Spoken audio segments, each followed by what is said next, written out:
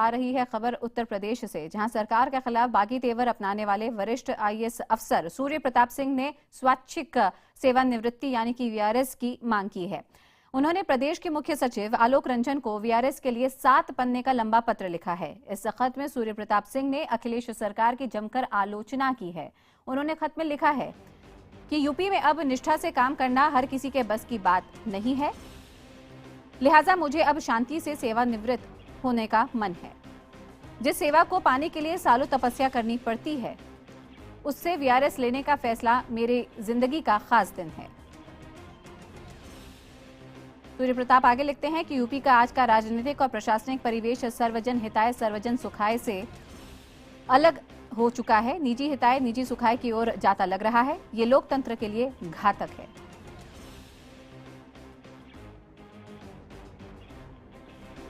और हमने देखा कि किस तरीके से अमिताभ ठाकुर के बाद अब सूर्य प्रताप सिंह, लगातार यहाँ पे ये खबरें सामने आती रही हैं कि किस तरीके से कोई आईएएस अफसर हो या फिर आईपीएस, 2012 से उत्तर प्रदेश की सरकार यहाँ पे तबादलों की सरकार के तौर पर ज्यादा जाने लगी है, जिसके बाद अब यहाँ पे 2 अफसरों का मामला काफी मुखर होकर उठा था। इनमें से सूर्य प्रताप सिंह, जिन्होंने कई जनहित योजनाओं को आगे चलाने और जनहित में कई कार्य शुरू किए थे, खासकर कि जो नकल होती थी परीक्षा में पूरे प्रदेश के अंदर, ऐसे कई सामाजिक मुद्दों को उन्होंने उठाने की कोशिश की है, लेकिन उनको सरकार के खिलाफ आवाज उठाते हुए देखा गया था सरकार की तरफ से।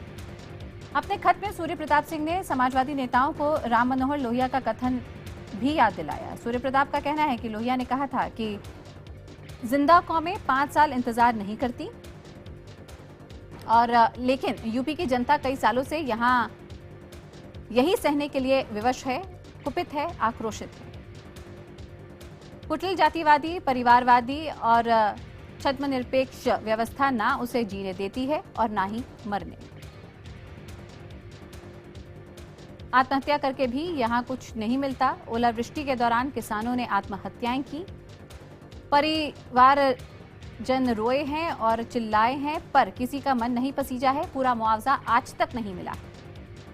विरोध करने वालों को डर है कि कहीं जलाकर मार न डाले, क्योंकि आज के यूपी में सबक सिखाने का यही नया चलन है, नई न्यायिक व्यवस्था है। यहाँ कोर्ट कचहरी की जरूरत नहीं, विरोध की सजा की नई परिभाषा लिखी गई है। सीधे रुक करते हैं हमारे सहयोगी शलभ मणि त्रिपाठी का। शलभ, खासकर कि ये जो बोल हैं और ये जो सब लिखा है सूर्य प्रताप सिंह ने, ये अपने आप में बहुत कुछ कह जाता है सरकार के लिए। बिल्कुल, देखिए, सूर्य प्रताप सिंह पिछले काफी वक्त से जो गड़बड़ियां हैं, जो उत्तर प्रदेश में जो धांधली हो रही है भर्तियों में, उसको लेकर जो यहाँ पर नौकरियों में जो जिस तरह अफसरों के प्रमोशन और ट्रांसफर किए जाते हैं, उसको लेकर लगातार काफी वक्त से सवाल उठा रहे थे। और उनके जो तेवर थे वो बागी तेवर पिछले काफी वक्त से बने हुए थे।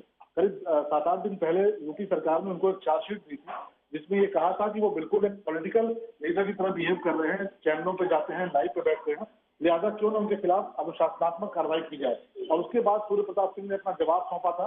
उसमें ये कहा था कि मैंने सरकार के खिलाफ कोई बात नहीं कही है, बस सिस्टम में जो गड़बड़ चल रहा है उस पर आवाज उठाई है, और ये इस पर आवाज उठाना किसी का भी दायित्व हो सकता है, नागरिक। और उसके बाद सूर्य प्रताप सिंह ने अपना वीआरएस एप्लीकेशन भेजा है, जिसमें 17 पेज का वीआरएस भेजा। तमाम मुद्दों को लेकर उन्होंने ध्यान खींचा। उनका ये कहना है कि सिविल सर्विस में सफल होने के लिए एक लड़के को बहुत कुछ करना पड़ता है, बहुत मेहनत करनी पड़ती है, उसके बाद आईएएस और आईपीएस बनते हैं। और आईएएस और आईपीएस का ये हर्ष हो रहा है उत्तर प्रदेश में कि उनको पॉलिटिकल शेल्टर दिया जाता है, पॉलिटिकली उनका ट्रांसफर किया जाता है, पॉलिटिकली उनका है, अगर नेता की बात न सुनी जाए तो उनका ट्रांसफर कर दिया जाता है।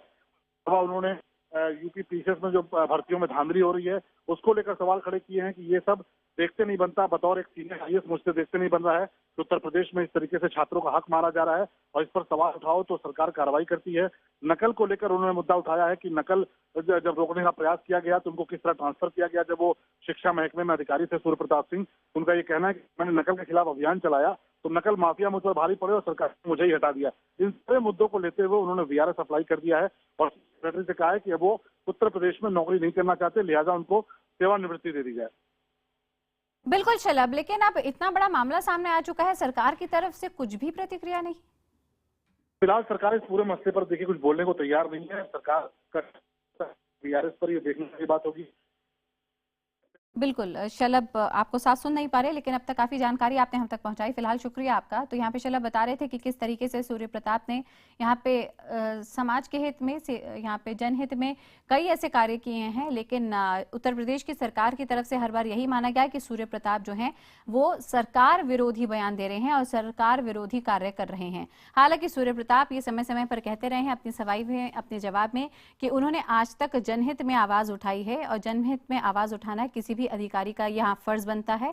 और इसी के नाते चाहे वो नकल का मामला हो या फिर किसानों के हित में आवाज उठाना हो, तमाम ऐसे सामाजिक मुद्दे आज तक सूर्य प्रताप उठाते रहे हैं। सूर्य प्रताप खुद हमारे साथ हैं। सूर्य प्रताप जी, आपके वीआरएस की खबर हम सबने सुनी है, क्या हो गया है?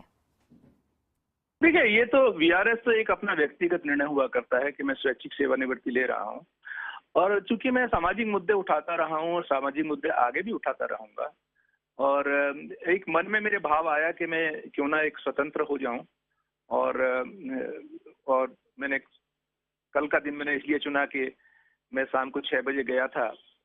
ये चंद्रशेखर आजाद जी की जयंती में एक फंक्शन बच्चों ने रखा था, युवा बच्चों ने, और बहुत जोश था उसके अंदर, और उसमें उन्होंने कहा कि फिर मैंने उनको अपनी बात भी बताई। तो मैंने कहा चलो ये तो अच्छा दिन है आज का, जिस दिन जो है चंद्रशेखर आजाद 23 जुलाई 1906 को जिनका जन्म हुआ था, तो मेरा नया रास्ता भी, नया जन्म भी, मैंने क्यों ना आज के दिन ही ये चिट्ठी साइन कर दी जाए। तो मैंने ये चुना रास्ता, तो ये मेरा व्यक्तिगत, मेरा पारिवारिक निर्णय है। नहीं, बिल्कुल ये आपका व्यक्तिगत निर्णय रहा होगा, इसका हम सम्मान भी करते हैं। लेकिन क्योंकि आपका नाम जुड़ा रहा है कई बड़ी खबरों से उत्तर प्रदेश की, हम जानते हैं कि कई ऐसे सामाजिक हित में आप मुद्दों को उठाते रहे हैं, लेकिन उत्तर प्रदेश की सरकार ये आरोप लगाती रही है कि सरकार विरोधी आप काम कर रहे हैं। इस इस्तीफे के पहले क्या सरकार के साथ कोई अनबन हुई है? क्या कोई बातचीत हुई है जिसको लेकर आप इतना बड़ा? मैंने कभी सरकार की आलोचना नहीं की, ना मैंने किसी व्यक्ति की कभी आलोचना की है। एक जनसेवक को सामाजिक मुद्दे उठाने का सरोकार है। वो जनसेवक जनता के लिए है। जनसेवक नाम से ही विदित है कि जनता के लिए है, और जनता के सरोकार, जनता के मुद्दों को उठाना, जो मैंने मुद्दे उठाए, किसानों का मुद्दा उठाया है, चाहे नकल विरोधी अभियान चलाया है, चाहे बिजली की बढ़ोतरी का मुद्दा उठाया है, और 8-9 मुद्दे मैंने अपने पत्र में लिखे हैं, जी जो जी। मेरा फेसबुक पर अवेलेबल है, वो पत्र मेरी फेसबुक पे, वो मुद्दे मैंने उठाए हैं। उन मुद्दों से मेरा एक मन से लगाव है। तो मेरे मन में ये विचार आया कि ये मुद्दे तो मैं उठाता रहूंगा, ये काम मैं करता रहूंगा, और मैंने लिखा भी यही है कि अब मैं स्वतंत्र मन से, मैं जो जन भावनाएं हैं, जो वेदना है, जो उनका दर्द है, उसको मैं खुद जाके बाहर उसको महसूस करना चाहता हूँ कि एक सामान्य व्यक्ति क्या महसूस करता है।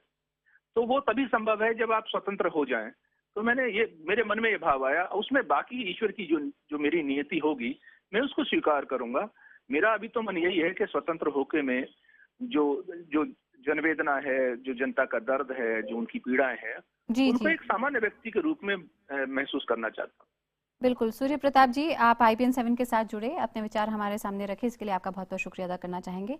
गौर फरमाने वाली बात है कि 1.5 साल के अंदर 6 बार सूर्य प्रताप सिंह का तबादला किया जा चुका था। प्रिंसिपल सेक्रेटरी से लेकर पब्लिक डिपार्टमेंट, हर जगह वो यहाँ पे तबादले उनके किए जा चुके हैं, और अब उन्होंने VRS की इच्छा जताई।